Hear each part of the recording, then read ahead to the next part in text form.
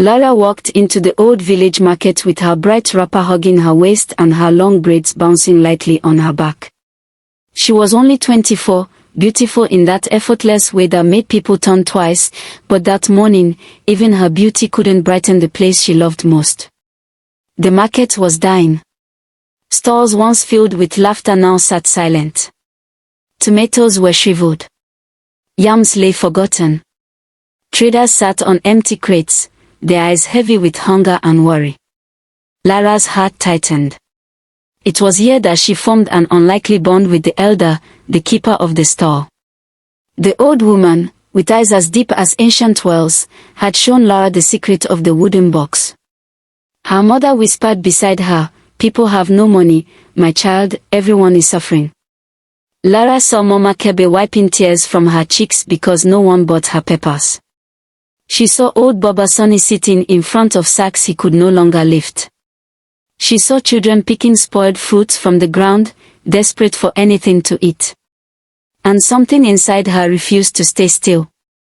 That evening, Lara returned to the market with a small basket of food, just leftover rice and a few pieces of fried fish.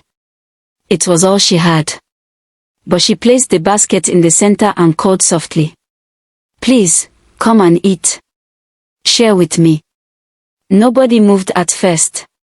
Pride held them back. Shame held them down. Until Mama Kebe stepped forward. Then Baba Sonny.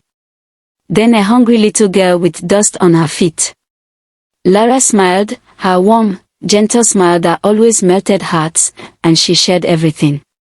Even when the food finished, she kept serving hope with her hands. The next day, something strange happened.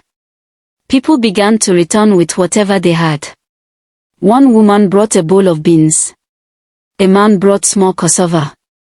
A boy brought firewood. No one had much, but together, the market began to breathe again. Lara arranged the food into one big cooking place. She stirred the pot, sweat shining on her brown skin as the aroma spread. People lined up with gratitude shining in their eyes.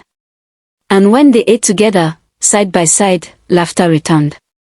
Small. Weak. But real. By the end of the week, the market was alive again. Not with money, but with people. With unity. With kindness that tasted better than any feast. Lara stood in the center of it all, her hair blowing gently in the evening breeze. Someone murmured, "She saved this market." But Lara only smiled. "No, we saved each other." And from that day, whenever the village spoke of hope, they spoke of Lara, the beautiful young woman whose heart fed a market that had forgotten how to live.